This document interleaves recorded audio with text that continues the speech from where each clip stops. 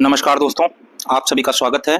आज हम लोग बात करेंगे वृश्चिक लगन के जितने भी जातक हैं उनके लिए कौन सा ग्रह शुभ होता है और कौन सा ग्रह अशुभ होता है, किस ग्रह से उनको अच्छे रिजल्ट मिलते हैं और किस ग्रह से उनको खराब रिजल्ट मिलते हैं। वीडियो आगे बढ़ाने से पहले मैं आप सभी से एक रिक्वेस्ट करूंगा, अगर आप लोग वीडियो को पहली बार देख रहे हैं, चैनल में पहली बार आए हैं, तो वीडियो को लाइक अवश्य कीजिएगा और चैनल को सब्सक्राइब भी कर लीजिएगा। दोस्तों, सबसे महत्वपूर्ण बात आप लोगों को पता होनी चाहिए अपनी जन्म कुंडली का। जब आप लोग कभी अध्ययन करवाते हैं या स्वयं से भी देखते हैं तो आपके ऊपर किन ग्रहों की दशाएं चल रही हैं, सबसे इंपॉर्टेंट दशाएं होती हैं, क्योंकि दशाएं ही आपके जीवन की दिशा को निर्धारित करती है। एग्जाम्पल के तौर पे मैं आप लोगों को बता देना चाहता हूं, जैसे सामने वृश्चिक लगन की कुंडली आप लोगों के सामने खुली हुई है। यहाँ पर जो सर्वाधिक योग कारक ग्रह हैं आपकी जन्म कुंडली के हिसाब से, आपके लग्न के हिसाब से, वो सूर्य हैं, चंद्रमा है और बृहस्पति देव हैं। अब ये किस प्रकार से हैं वो मैं वीडियो के आगे बताऊंगा आप लोगों को। लेकिन जो सर्वाधिक योग कारक ग्रह हैं जैसे कि बृहस्पति देव, सूर्य देव और चंद्रदेव, जब इनकी दशाएं आपके जीवन में आएंगी या चल रही होंगी तो आपको रिजल्ट अच्छे देखने को मिलेंगे। ये तो पहला पॉइंट हो गया। दूसरा पॉइंट क्या है कि ये जो ग्रह हैं ये किसी के नक्षत्र में बैठे होते हैं, इनका एक नक्षत्र स्वामी होता है। अगर वो नक्षत्र स्वामी भी अच्छे हाउसेज एक्टिवेट कर रहा है तो यहाँ पर आपको और भी अच्छे रिजल्ट देखने को मिलते हैं इन्हीं ग्रहों की दशाओं में। जैसे कि सूर्य जो है, अगर चंद्रमा के नक्षत्र में बैठा हुआ है या सूर्य बृहस्पति के नक्षत्र में बैठा हुआ है तो आपको सूर्य के बहुत ही प्रोमिनेंट रिजल्ट देखने को मिलेंगे। उसी जगह अगर सूर्य बुध के नक्षत्र में बैठे हुए हैं, बुध आपके अष्टम भाव के स्वामी हैं और अष्टम भाव का स्वामी होने के नाते जो बुध है आपके प्रबल मार्केश होते हैं। वृश्चिक लगन वालों के लिए सबसे खराब रिजल्ट अगर कोई ग्रह देता है तो वो बुध देव देते हैं। ठीक है, ये मैंने आपको थोड़ा सा ब्रीफ किया है कि किस प्रकार से आप लोगों को चीज़ों को देखना है। अब मैं स्टार्ट करता हूँ वीडियो की और आप लोगों को बताता हूँ। वृश्चिक लगन अर्थात आपके फर्स्ट हाउस में 8 नंबर की गिनती लिखी होगी तो आपका वृश्चिक लगन है। वृश्चिक लगन के जो स्वामी होते हैं वो कौन होते हैं? मंगल देव होते हैं, मार्स होते हैं। अब जो मंगल देव हैं इनको 2 हाउसेज मिले हुए हैं। कौन कौन से हाउसेज मिले हैं? एक तो फर्स्ट हाउस है, आप लोगों ने देख ही लिया क्योंकि आपका वृश्चिक लगन है, और दूसरा हाउस जो मिला हुआ है, भाव मिला हुआ है, वो 6th हाउस है। 6th हाउस के भी लॉर्ड हैं आपके मंगलदेव, तो पहले और छठे भाव के स्वामी हैं आपके मंगलदेव। अब आप एक बात अपनी जन्म कुंडली में खोल के देखिएगा कि आपके मंगल आपकी जन्म कुंडली में कहाँ पर बैठे हुए हैं। मैं यहाँ पर एग्जाम्पल के तौर पे आप लोगों को बता देता हूँ कि आपके मंगल बैठे हुए हैं मान लीजिए 10th हाउस में। तो यहाँ पर जब मंगल की दशा चलेगी आपकी, अंतरदशा में आएंगे, प्रत्यंतर दशा में आएंगे या महादशा में भी आ जाएंगे, तो यहाँ पर आपका कौन कौन सा हाउस एक्टिवेट होगा? आपका फर्स्ट हाउस एक्टिवेट होगा, 6th हाउस एक्टिवेट होगा और 10th हाउस एक्टिवेट होगा। ये 3 हाउस आपके, तो जो प्लेनेट है मार्स वो एक्टिवेट करेगा।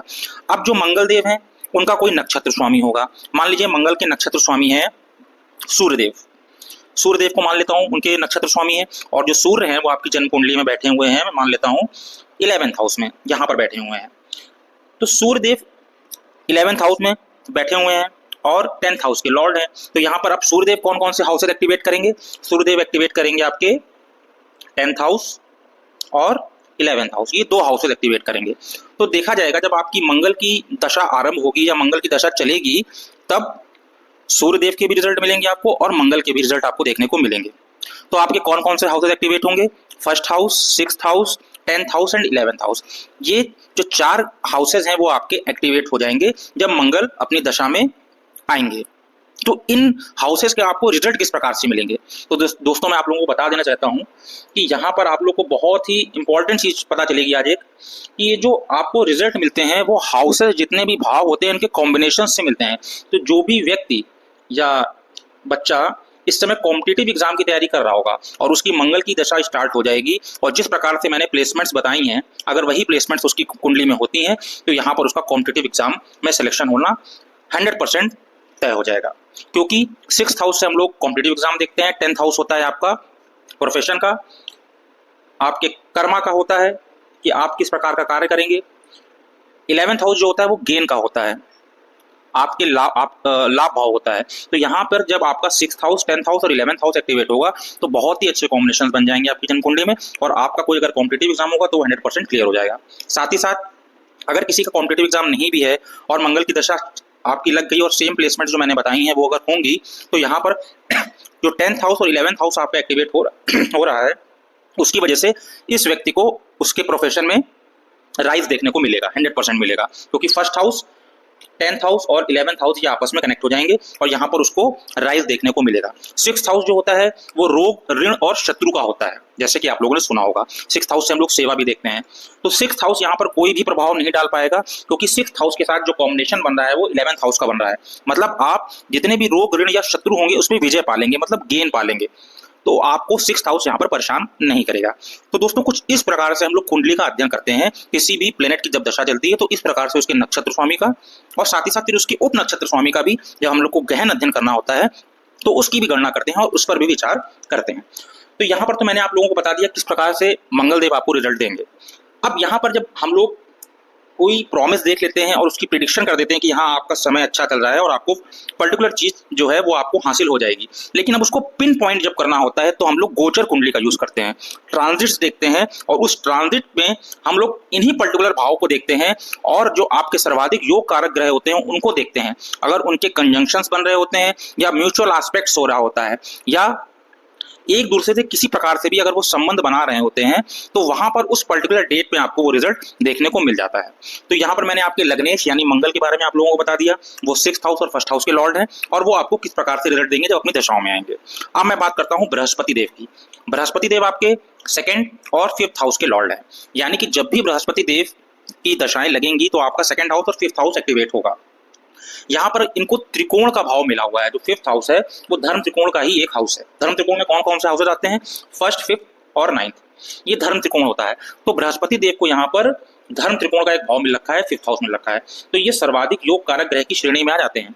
2nd हाउस जो होता है वो धन भाव होता है, ये आपके कुटुंब का भाव भी होता है, ये आपकी वाणी का भाव भी होता है, ये धन संचय का भाव भी होता है, ये ज्ञान संचय का भाव भी होता है।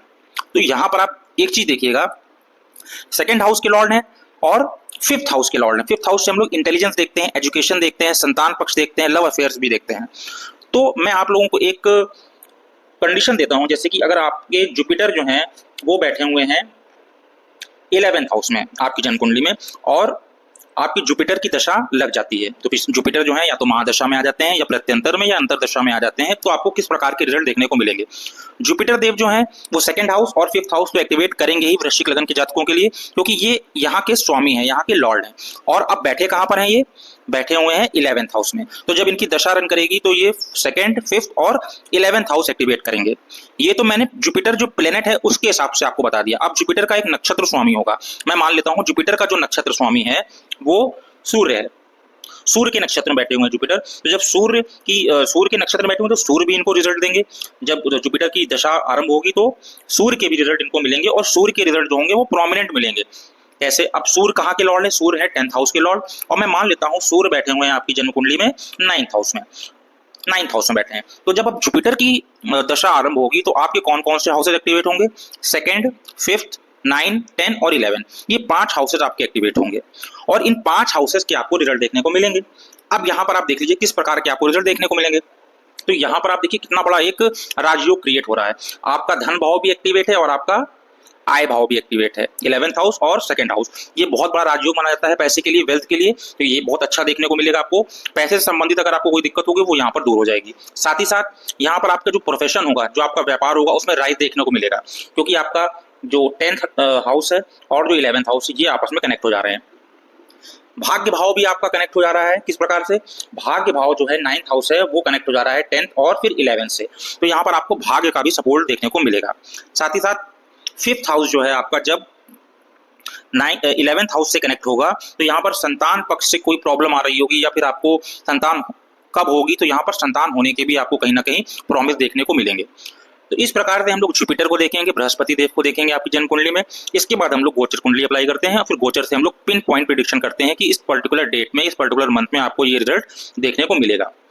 आगे हम लोग बात करेंगे 3rd हाउस की और 4th हाउस की, क्योंकि इन दोनों हाउसेस के जो लॉर्ड हैं वो शनिदेव हैं, यानी कि मकर और कुंभ जो आपकी राशियां आती हैं वो 3rd हाउस और 4th हाउस में आती हैं। और आपके शनिदेव मैं मान लेता हूं बैठे हुए हैं 7th हाउस में। 7th हाउस में मान लेता हूं कि शनिदेव आपके जो है वो 7th हाउस में बैठे हुए हैं। तो जब शनिदेव की दशा आरंभ होगी तो यहाँ पर आपको 3rd, 4th और 7th हाउस के रिजल्ट देखने को मिलेंगे। अब यहाँ पर प्रश्न ये उठता है कि शनिदेव आपकी जन्म कुंडली में किस प्रकार के रिजल्ट आपको देते हैं? क्या ये योग कारक हैं, शुभ ग्रह की श्रेणी में आते हैं कि अशुभ ग्रह की श्रेणी में आते हैं? तो दोस्तों एक बात आप लोग ध्यान से देख लीजिएगा कि जो शनिदेव हैं आपकी जन्म कुंडली में ये न्यूट्रल अवस्था में रहते हैं, इसके पीछे मैं कारण बताता हूँ आप लोगों को। थर्ड हाउस जो होता है वैदिक ज्योतिष में, थर्ड हाउस जो होता है इसको अच्छा भाव नहीं माना जाता है, क्योंकि ये त्रिषराया भाव जो होते हैं, तीसरा, छठा और 11वां, इनको पराशर ऋषि ने बोला था कि ये अच्छे हाउसेज नहीं होते हैं। तो एक हाउस तो जो शनि का है वो आपकी जन्म कुंडली के हिसाब से, आपके लग्न के हिसाब से अच्छा हाउस नहीं है। और जो फोर्थ हाउस है जहाँ के लॉर्ड हैं ये न्यूट्रल भाव होता है। तो यहाँ पर शनि हम आपको किस प्रकार के रिजल्ट देंगे? अब शनि आपको उसी प्रकार के रिजल्ट देंगे कि शनि की अपनी प्लेसमेंट कैसी है। अब जैसे कि शनि बैठ जाते हैं आकर के 7th हाउस में, तो यहाँ पर आपका 4th, 3rd और 7th हाउस एक्टिवेट होगा। यहाँ तक तो शनि आपको अच्छे रिजल्ट दे रहे हैं। अब शनिदेव अगर आ जाते हैं, किसके नक्षत्र में आएंगे वो इंपॉर्टेंट हो जाएगा। अब शनिदेव अगर आ जाते हैं, मैं सूर्य के नक्षत्र में आ जाते हैं मान लेते हैं, तो सूर्य के नक्षत्र में आ जाते हैं अगर मान लीजिए, तो यहाँ पर सूर्यदेव किस हाउस के लॉर्ड हैं? 10th हाउस के लॉर्ड हैं। और सूर्यदेव अगर आपकी जन्म कुंडली में 11th हाउस में बैठे हुए होंगे तो आपका 11th हाउस भी एक्टिवेट हो जाएगा। तो अब जब शनि की दशा प्रारंभ होगी आपकी और शनि सूर्य के नक्षत्र में बैठे होंगे तो आपका 3rd house, 4th house, 7th house, 10th house और 11th हाउस, ये 5 हाउसेज आपके एक्टिवेट होंगे। यहाँ पर आपको शनि अच्छे रिजल्ट देते हुए दिख रहे हैं। अगर ये तो मैंने एक एग्जांपल के तौर पे आपको बताया कि शनि अगर सूर्य के नक्षत्र में बैठे हैं और जो सूर्य है आपका 11th हाउस में, तो शनि यहाँ पर आपके अच्छे रिजल्ट देंगे। इसी प्रकार से अगर शनि किसी ऐसे ग्रह की नक्षत्र में बैठे होंगे जो आपको रिजल्ट अच्छे नहीं देगा, जैसे कि अगर जो शनि है वो बैठे होंगे मंगल के नक्षत्र में, तो मंगल के नक्षत्र में बैठे होंगे तो 1st हाउस और 6th हाउस ये आपका एक्टिवेट होगा। साथ ही साथ अगर मंगल की जो प्लेसमेंट है वो हो जाती है आपकी 8th हाउस में, तो यहाँ पर कौन कौन से हाउसेज अब एक्टिवेट होंगे आपके? तो अब आपके 3rd house, 4th house, 6th house, 8th house और 1st हाउस ये हाउसेज एक्टिवेट होंगे। तो यहाँ पर आपको शनिदेव अच्छे रिजल्ट नहीं देंगे। दोस्तों इसी प्रकार से देखा जाता है कि आपको कौन सा प्लेनेट अच्छे रिजल्ट देगा और कौन सा प्लेनेट अच्छे रिजल्ट नहीं देगा। वो प्लेनेट किसके नक्षत्र में बैठा है, उस नक्षत्र की वजह से, उस नक्षत्र स्वामी की वजह से जो से हाउस एक्टिवेट होते हैं उनके कॉम्बिनेशंस को देखते हुए हम लोग बताते हैं कि आपको ये ग्रह अच्छे रिजल्ट देगा या ये ग्रह अच्छे रिजल्ट नहीं देगा। ठीक है, तो शनिदेव यहाँ पर न्यूट्रल होते हैं। अगर वो अच्छे किसी प्लेनेट के नक्षत्र में चले जाते हैं तो आपको अच्छे रिजल्ट मिलते हैं। उनकी प्लेसमेंट पे डिपेंड करता है, वो आपकी जन्म कुंडली को देख करके ही बताया जा सकता है और आप अपनी जन्म कुंडली को देख करके ही इस चीज को समझ सकते हैं। अब मैं बात करता हूँ शुक्रदेव की। तो शुक्रदेव 7th हाउस के लॉर्ड हैं और 12th हाउस के लॉर्ड हैं। तो जब शुक्रदेव की दशा आपके जीवन में आएगी तो 7th हाउस और 12th हाउस तो एक्टिवेट आपका होगा ही होगा। 7th हाउस जो होता है वो मारक भाव होता है और जो 12वां भाव होता है वो व्यय का भाव होता है, एक्सपेंडिचर का भाव होता है, मोक्ष का भाव होता है। तो ये कहीं ना कहीं किसी चीज को खत्म करता है, व्यय करता है, इसीलिए इसको लग्न से 12वां होता है, तो ये आपके जो लग्न है उसको डिस्टर्ब करता है। तो शुक्र जो है आपकी जन्म कुंडली में अच्छे रिजल्ट नहीं देते हैं और अगर इनकी प्लेसमेंट भी खराब हो गई तो शुक्र जो है आपकी दशा में जब भी आएंगे तो खराब रिजल्ट आपको देने वाले हैं।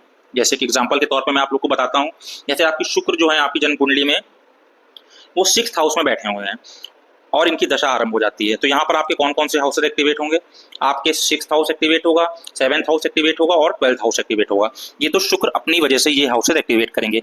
अब शुक्र का जो नक्षत्र स्वामी होगा, मैं मान लेता हूँ शुक्र का जो नक्षत्र स्वामी है वो बुध है, और जो बुध है तो बुध कौन कौन से हाउसेज एक्टिवेट करेंगे? वो एक्टिवेट करेंगे आपका 8th हाउस और 11th हाउस एक्टिवेट करेंगे। और मान लीजिए बुध जो है वो बैठे हुए हैं आपके 3rd हाउस में बैठे हुए हैं, तो यहाँ पर अब जब शुक्र की दशा आरंभ होगी तो आपकी जन्म कुंडली में 6th हाउस, 8th हाउस और 12th हाउस ये तीनों हाउसेज एक्टिवेट हो जाएंगे। और जब ये तीनों हाउसेज एक्टिवेट आपके हो जाएंगे तो आपको रिजल्ट्स अच्छे देखने को नहीं मिलेंगे शुक्र के। शुक्र वैसे भी आपकी जन्म कुंडली में मार्गेश है, तो यहाँ पर प्रबल मार्गेश हो जाएंगे क्योंकि वो बुध के नक्षत्र में चले जाएंगे और बुध आपका अष्टमेश है। बुध आपको अच्छे रिजल्ट नहीं देता है। अगर बुध की अच्छी प्लेसमेंट होगी तो आपको हो सकता है न्यूट्रल रिजल्ट्स मिले, लेकिन बुध आपको कभी भी अच्छे रिजल्ट्स नहीं देते हैं। तो यहाँ पर शुक्र के बारे में मैंने आप लोगों को बताया कि शुक्र की दशाएं आपको किस प्रकार से चेक करनी है।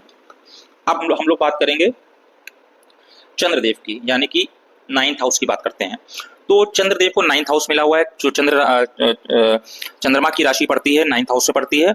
9th हाउस के लॉर्ड हैं आपके चंद्रमा। अब चंद्रमा 9th हाउस के ही लॉर्ड हैं। अब चंद्रमा की आप लोग अपनी प्लेसमेंट देखिएगा अपनी जन्म कुंडली में कि चंद्रमा आपकी जन्म कुंडली में बैठे कहाँ पर हैं। एग्जांपल के तौर पे मैं बता देता हूँ, अगर चंद्रमा आपकी जन्म कुंडली में 10th हाउस में बैठे हुए हैं, यानी कि सूर्य की राशि में बैठे हुए हैं, ठीक है, और चंद्रमा के नक्षत्र स्वामी कौन है? चंद्रमा के नक्षत्र स्वामी कौन है? अगर मैं मान लेता हूँ चंद्रमा के जो नक्षत्र स्वामी हैं वो बृहस्पति देव हैं। तो यहाँ पर बृहस्पति देव के भी जो हाउसेज है वो एक्टिवेट हो जाएंगे, यानी कि सेकंड और फिफ्थ हाउस भी एक्टिवेट हो जाएगा। और बृहस्पति देव अगर स्वयं आकर के 11th हाउस में बैठे हुए हैं तो यहाँ पर आपका जो 11th हाउस है वो भी एक्टिवेट हो जाएगा, जो आपका 11th हाउस है वो भी एक्टिवेट हो जाएगा। तो जब चंद्रमा की दशा आपके जीवन में लगेगी तो आपका सेकंड, फिफ्थ, 9, 10 और 11 ये 5 हाउसेज आपके एक्टिवेट होंगे। तो इन 5 हाउसेज के जो कॉम्बिनेशंस बनेंगे आपको देखने को मिलेगा, उनसे ही आपको रिजल्ट देखने को मिलेगा। ये मैंने आपको एग्जांपल बताया है। आपकी जन्म कुंडली में चंद्रमा की कैसी प्लेसमेंट है, वो किसके नक्षत्र में बैठे हुए हैं, उसके हिसाब से आपको अपनी जन्म कुंडली का अध्ययन करवाना होगा या स्वयं से करना होगा। तो यहाँ पर चंद्रमा जो होते हैं 9th हाउस के लॉर्ड होते हैं, जो कारक ग्रह की श्रेणी में आते हैं देखा जाता है, और आपको अच्छे रिजल्ट देते हैं। और अगर आपका चंद्रमा बहुत स्ट्रांग है, अच्छे नक्षत्र में बैठा हुआ है, साथ ही साथ अष्टक वर्ग में भी अगर चंद्रमा को अच्छे पॉइंट्स मिल रखे हैं तो आपको चंद्रमा यहाँ पर अच्छे रिजल्ट देते हैं अपनी दशाओं में। सूर्यदेव 10th हाउस के लॉर्ड हैं, और 10th हाउस से मैंने आपको बताया आपका प्रोफेशन देखते हैं, आपका फेम देखते हैं कि आप कितना ऊंचाइयों तक जाएंगे, गवर्नमेंट अथॉरिटीज को भी देखते हैं, पिता को भी देखते हैं। 10th हाउस जो होता है वो काफी इंपॉर्टेंट हाउस होता है आपकी लाइफ को देखा जाए। तो जब सूर्य की महादशा स्टार्ट होती है वृश्चिक लगन वालों के लिए तो बहुत ही ज्यादा इंपॉर्टेंट रिजल्ट्स आपको इन 6 सालों में देखने को मिल जाते हैं, क्योंकि जो सूर्य की महादशा होती है वो 6 सालों की होती है। तो इन 6 सालों में जो व्यक्ति होता है वो काफी कुछ ऐसा करता है जो उसने शुक्र की महादशा में नहीं पाया होता है, क्योंकि जो सूर्य से पहले जो दशा होती है वो शुक्र की होती है, और जो शुक्र होते हैं आपकी जन्म कुंडली में वो मार्केश हैं, और मार्केश हमेशा आपको परेशान करेंगे। आपकी जन्म कुंडली में अगर शुक्र वीक है तो ये जो 20 साल की महादशा होगी आपकी, ये काफी फ्लक्चुएटिंग टाइप की होगी। जॉब में आपको कहीं ना कहीं इंस्टेबिलिटी देखने को मिलेगी, मैरिड लाइफ में देखने को मिलेगी, इनसिक्योरिटी की फीलिंग रहेगी, एक अजीब सा डर बना रहेगा हमेशा आपके अंदर। तो यहाँ पर जब शुक्र के बाद सूर्य भगवान की दशाएं आरंभ होती हैं तो आपको बहुत ही ज्यादा अच्छे रिजल्ट देखने को मिलते हैं। 10th हाउस आपका एक्टिवेट होता है, और अगर सूर्य की अच्छी प्लेसमेंट होगी आपकी जन्म कुंडली में और उनके नक्षत्र स्वामी जो होंगे अगर वो भी अच्छे हाउसेज एक्टिवेट करेंगे तो यहाँ पर आपको सूर्य के सन के इस पीरियड में महादशा में बहुत ही अच्छे रिजल्ट देखने को मिलते हैं। अब हम लोग लास्ट में बात कर लेते हैं बुध की। बुध आपके अष्टमेश हैं और 11th हाउस के लॉर्ड हैं, मतलब एकादशेश हैं। अष्टमेश हैं और एकादशेश हैं, तो जब इनकी दशाएं आरंभ होंगी तो आपकी जन्म कुंडली में 11th हाउस और 8th हाउस तो एक्टिवेट होगा ही होगा। अब मान लीजिए बुध जो है आपके वो बैठे हुए हैं 6th हाउस में बैठे हुए हैं, तो जब इनकी दशा आरंभ होगी तो कौन कौन से हाउसेज एक्टिवेट होंगे? 6th हाउस, 8th हाउस और 11th हाउस, ये 3 हाउसेज आपके एक्टिवेट हो जाएंगे। अब हम लोग को सबसे इंपॉर्टेंट चीज देखनी होती है कि ये किसके नक्षत्र में बैठे हुए हैं, इनका नक्षत्र स्वामी कौन है। अगर इनका नक्षत्र स्वामी हम लोग मान लेते हैं बुध का शुक्र है, तो शुक्र जब इनके नक्षत्र स्वामी हैं और बुध की दशा आरंभ होगी तो जो शुक्र के भाव हैं वो भी एक्टिवेट हो जाएंगे आपके ऑटोमेटिकली, यानी 7th हाउस, 12th हाउस भी एक्टिवेट हो जाएगा आपका। और एग्जाम्पल के तौर पे हम लोग ले लेते हैं कि जो शुक्र हैं आपके वो बैठे हुए हैं आपके 1st हाउस में बैठे हुए हैं, तो आपका 1st हाउस भी जो है वो भी एक्टिवेट हो जाएगा, क्योंकि जिस हाउस का स्वामी होता है ग्रह वो हाउस भी एक्टिवेट होता है, और जिस हाउस में बैठा होता है वो प्लेनेट वो हाउस भी एक्टिवेट होता है। तो जब यहाँ पर बुध की दशा आरंभ होगी आपकी तो आपका 1st house, 6th house, 7th house, 8th house, 11th house और 12th हाउस एक्टिवेट हो जाएगा। तो यहाँ पर आपको बहुत ही ऐसी चीजें देखने को मिलेंगी, क्योंकि आपका जो त्रिक भाव है, त्रिक भाव यानी 6ठा, 8वां और 12वां, ये तीनों हाउसेज जो हैं आपके इस कंडीशन में एक्टिवेट हो जाएंगे। और ये जो हाउसेज होते हैं इनको अच्छा भाव नहीं माना जाता है पराशरी में, और वैदिक ज्योतिष में 6ठे भाव को, 8वें भाव को और 12वें भाव को अच्छे भाव नहीं माना जाता है। इनके रिजल्ट आपको खराबी देखने को मिलते हैं, डाउनफॉल होता है हर व्यक्ति का इस कंडीशन में, और परेशानियों का सामना उसको करना पड़ता है। तो ये मैंने आपको एग्जाम्पल के तरीके से बताया कि आपको सभी ग्रहों को किस प्रकार से देखना है और उनके रिजल्ट्स किस प्रकार से आपको मिलते हैं। ग्रहों के रिजल्ट मिलते हैं उनके नक्षत्र स्वामी के, और उनके उप नक्षत्र स्वामी को भी हम लोग को देखना पड़ता है। जब हम लोगों को डीप एनालिसिस करनी होती है तो उनके उप नक्षत्र स्वामी को भी देखना पड़ता है। इन तीनों की वजह से ही, इन तीनों के कॉम्बिनेशंस की वजह से ही आपकी जो दशाएं चल रही होती हैं उसको हम लोग देखते हैं, मैच करते हैं, फिर कौन कौन से हाउसेज एक्टिवेट हो रहे हैं, फिर कौन कौन से आपकी जन्म कुंडली में प्रोमिसेस हैं, फिर उसको हम लोग प्रिडिक्शन पे ले जाते हैं और उसको हम लोग प्रेडिक्ट करते हैं। लास्ट में हम लोग गोचर कुंडली का यूज करते हैं, और गोचर में देखते हैं कि यही जो ग्रह हैं वो गोचर में कौन कौन से भाव में हैं, कहाँ कहाँ पर दृष्टियां डाल रहे हैं और किस प्रकार से वो कंजंक्शन में हैं, उस प्रकार से आपको रिजल्ट्स देखने को मिलते हैं। तो मोटे तौर पे देखा जाए तो आपको चंद्रदेव, सूर्यदेव और बृहस्पति देव, साथ ही साथ मंगल देव, मंगल देव आपके लग्नेश हैं, तो मंगल, बृहस्पति, चंद्रमा, चंद्र और सूर्य, ये जो 4 ग्रह हैं ये आपके शुभ ग्रहों की श्रेणी में आते हैं। जब इनकी दशाएं आती हैं तो आपको अच्छे रिजल्ट देखने को मिलते हैं।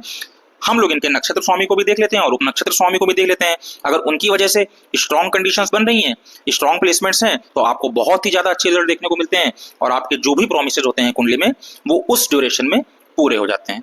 तो दोस्तों, वृश्चिक लगन वालों के लिए ये पूरा वीडियो था। इस वीडियो को आप लोगों ने देखा हो तो शेयर अवश्य कीजिएगा और वीडियो को लाइक करिएगा। और कोई भी प्रश्न हो आप लोगों का तो वीडियो के कमेंट बॉक्स में अवश्य पूछिएगा, निसंकोच पूछिएगा। हर प्रश्न का जवाब आप लोगों को दिया जाएगा। बहुत बहुत धन्यवाद दोस्तों।